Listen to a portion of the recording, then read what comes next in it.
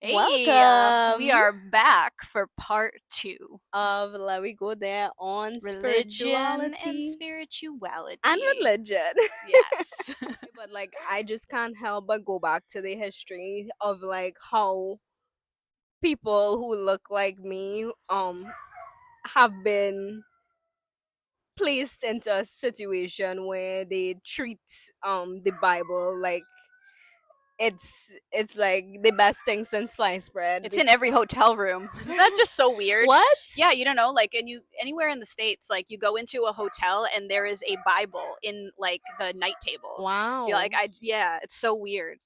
Yeah, because it's like if we were not enslaved, then we would not be under the Jesus Christ religion, like any of the umbrellas of them. And it's just like that came from like war and rape and like all of these like nasty things. And I just can't believe that if God has a purpose for everything and you're basically saying that the way that things are and the way that people worship him now came from that just doesn't sit well with me. If it was just like the white people's religion that they just like kept and like then like literally forced on people's throat that way, especially how it came about, and like even that story with the missionaries where it was like just complete propaganda. Cool, but I just can't get behind all of the lies and the deceit and the violence. That just doesn't sit right with me like at all. Yeah, and I mean, at the end of the day, like, these are stories that are passed down, obviously changed. And I know some people, like, that would blow their mind to think, like, no. But yeah, Hmm. they have been changed. And I feel like if you're taking the stories that resonate, that actually help you to grow, then you got the point of the Yes, whole the that whole thing, that that right? is the whole point. But if it's something where, the way that we are in 2026 and you're going back again to BC times, right? Even that, like the fact that it's before Christ, Hmm. then it's like, I think you're missing the point. We're not evolving in that way. And I also feel like just the fact that anyone in any kind of a religion, that's made to be the center. Like you said, you were going from school to home to church and that kind of thing, and it's such a big part of life. Then why can't we talk about it? And why do you not want to share with other people that have different beliefs so that you can kind of learn from each other? Because again, it's like saying that it's all this entire way, which there's no way that that could have been the Yeah. case. Can we even talk about like people who go into studying theology?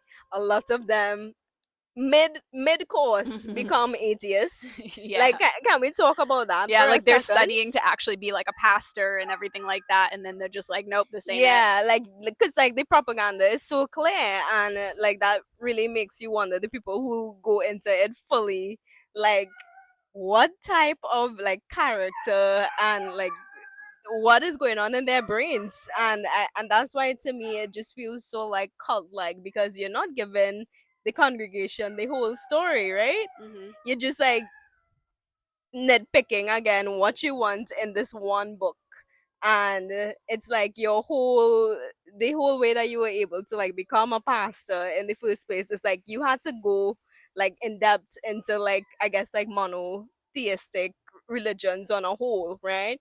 And like you really like got into the history of it, and let's like if you really go there too, like the Bible is basically a plagiarized book. Like there are books that predate the Bible that have like the exact same stories, just like different names.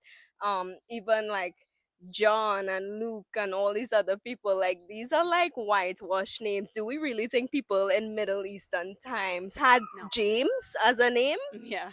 Like, let's be so for real. Yeah. So I like again, I just feel like there are so many layers. Like even the downplaying, or not even downplaying, or just like the misogyny that exists there, like not you would in the Bible, especially the Old Testament, is like if a woman is on her period, like she can't enter the house and like all these other things, right? It's like she's unclean. However, Jesus Christ died for our sins, and what do? We eat the bread We drink and we the drink blood. the blood. So Yeah. it's like it's okay when it's a man to like just guzzle it inside, but a Yep. woman is on her period, stay back the fuck up. Like what is that? Yeah. Yeah. And again, like even like the unrealistic, it's like I believe religion should equate to love, right? And so the fact that in Catholicism you're saying no, you cannot take a wife because you have to be completely committed to your God and your congregation. You know what that creates? That creates, at least at my school and my church, the priest running off with the secretary. Because that happened. Whoa. Yeah, like it's just it literally makes no sense at all. Because I know in other religions, obviously, even in Christian based ones, you can take, get married and all that kind of thing. Won't even go there on the gayness, as we talked about earlier, Mm. like so many of them were back in the day. And yet that is like one of the number one things of, why I could never be Catholic anyway. So just for existing. Yeah, but it's like again also the nitpicking, and we love to talk about David and how he was a man after God's own heart, but like he had a pretty homoerotic relationship with someone called Jonathan that we just like completely bypass in the Bible. Like that man like stripped down for King David to his like bathing suit and just like give him his clothes and like like I think when he died David was just like he loved him more than he loved any other woman or something like that. Like it's literally there like plain as day, but we decide that we want to target this group of people, the queer community, and call them pedophiles and all these disgusting things. But When not the now, priest, though. Not the priest. but now with like the Epstein files coming out, and like we're seeing that all these billionaires are literally the ones who control the globe and have their own network that like basically commits heinous crimes to like kids like teenagers.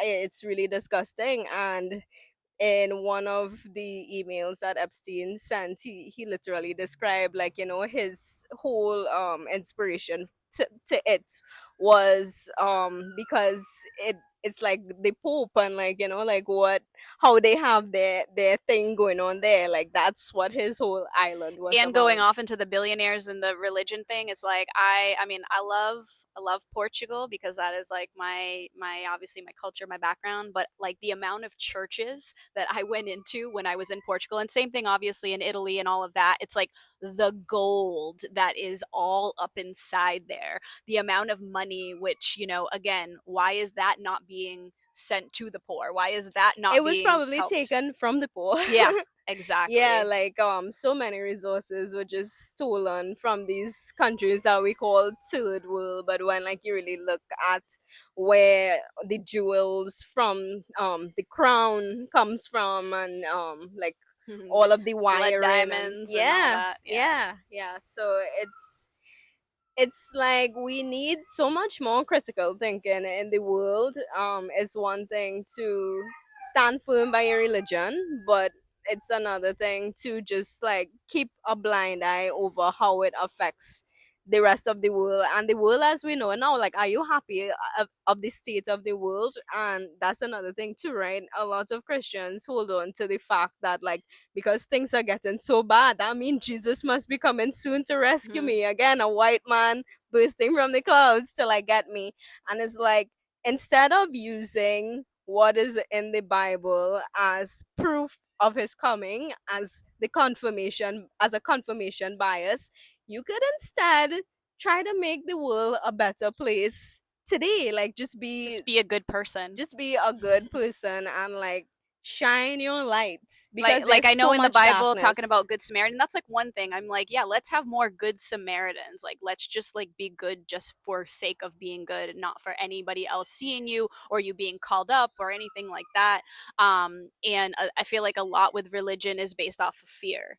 No, like I have to do Hmm. XYZ or else I'm going to go to hell. I honestly I bought into this for a while. I remember hearing that I should say the act of contrition every night, which is something you do in confession also. Because by saying the act of contrition, if you do it on your deathbed, that absolves you of all your sins, and then you get to go to heaven. So it's like if you, die in your sleep, but you said the act of contrition, you're okay. Like What it's just does the that most help? ridiculous Does thing. that help women with divorce too?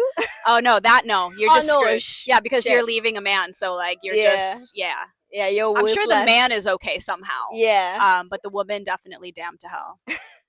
Yeah. yeah. So again, like trying to find that place of belonging when I was a teenager. Like I was in like the worship lead whatever group singing. I can't even remember what it's called now. But yeah, like cause like I like singing. I like harmonizing. They So have some that good was tunes. yeah, they have like okay, so that's another thing. I really need to watch that documentary. There's a documentary on like the biggest Christian band in the world called Hillsong. Oh, I know all about that. I actually, that's like they have Australia and LA, and I actually went to a thing of that. So yes, yeah. Yeah, and it's like a lot of people too. It's like they think what they want is like going to church every day to like have this like experience where you connected to God. And then it's like some of these people go to like a random a Coldplay concert and then they're like, holy shit, the same feeling I get from the church is what I am getting through this music. I'm being connected to all these other people who are like like singing the same song and like doing the same thing because there is a higher frequency vibration that comes from a lot of people being in the same place doing the same activity, right? So it's like you don't only get that experience in the church. If you think that's the only way, just go to a concert. And that's one of the other reasons too why like I'm not too sure how it was with you. I doubt it was this strict, but in the version of Christianity I was raised in, it was like you're not allowed to go to the movies. You're not allowed to listen to secular music, right? So it's like anything that is not of the Bible can't do it. And that is like essentially what a cult is, right? Because it's like you have one specific belief and anything that is out of that belief you don't mess with, or otherwise you'll be punished, you'll be burned in hell for all eternity. And that's why I think that a lot of people too, like when it comes to like accepting, I know it was for me for like a little bit, like accepting and embracing that you are queer, it's so hard because it's like a lot of things going on in your brain, like it's a lot of rewiring.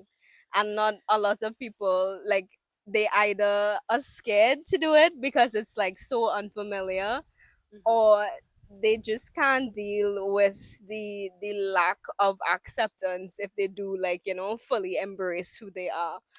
Well, yeah, and again, 29 days old and being baptized, right? So there's so many people that you are in your religion because your family is in the religion. And so there's that whole thing of disappointing the family. And again, going with cults, what do cults do when you leave a cult? You no longer are able to speak to anybody within that. Excommunicado. Excommunicado. So I mean, again, if you have that other layer to being queer and you're afraid because of that, and you have all this Catholic or Christianity or whatever fill in the blank religion that doesn't accept that, shame.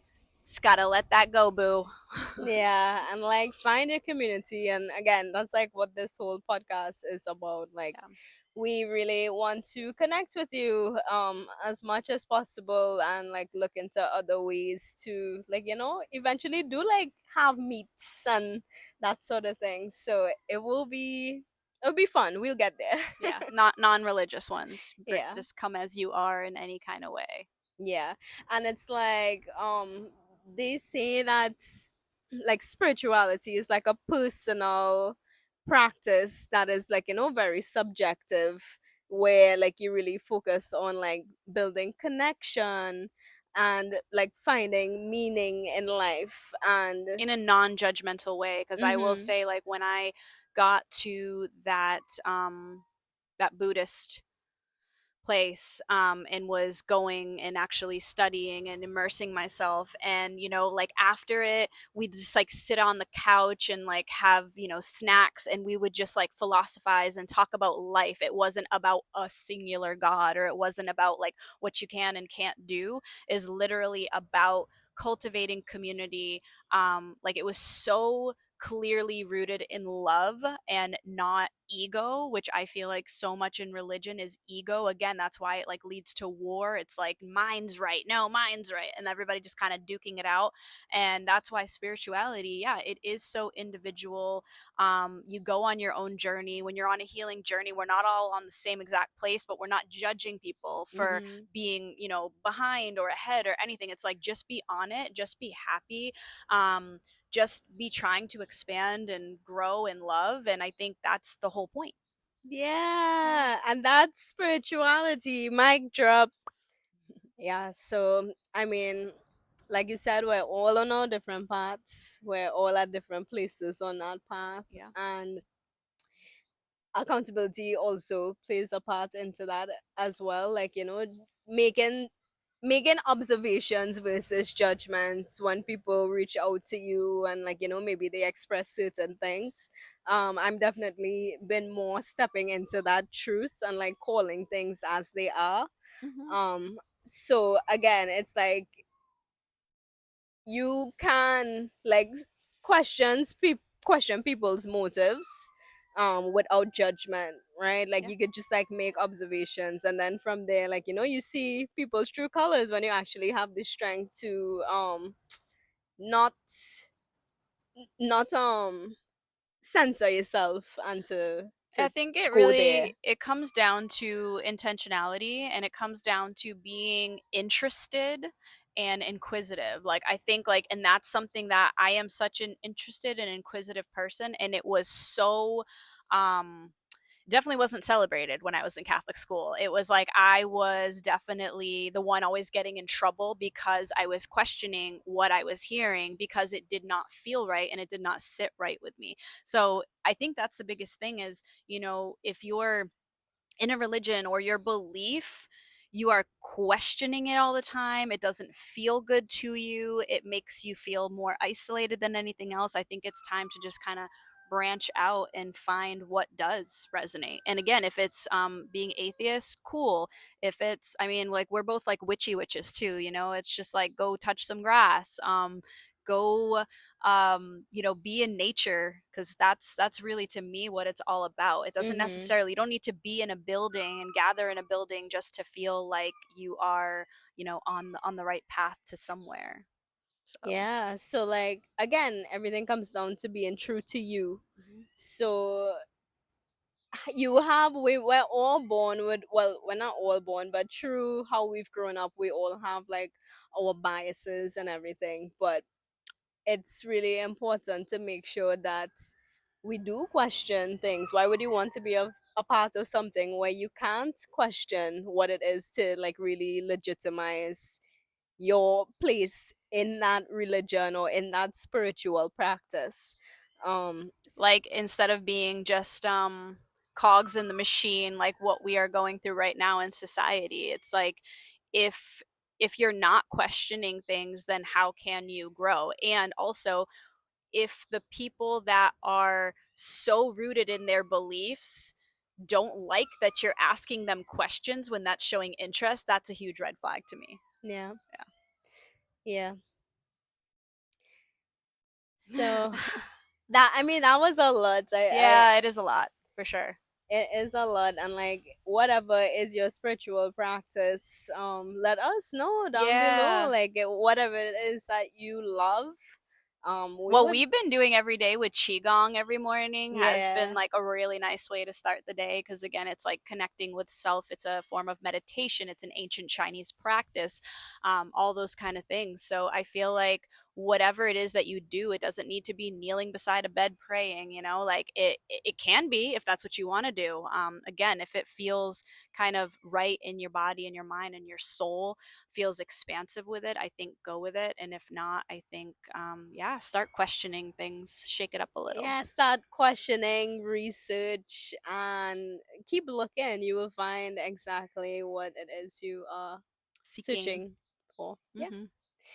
Yay. Yay! So feel like that's a good place to wrap this I think epi. it is. Thanks for tuning into this epi of the pod, Yeah. and we'll see See you you next next time. time. Bye. Bye.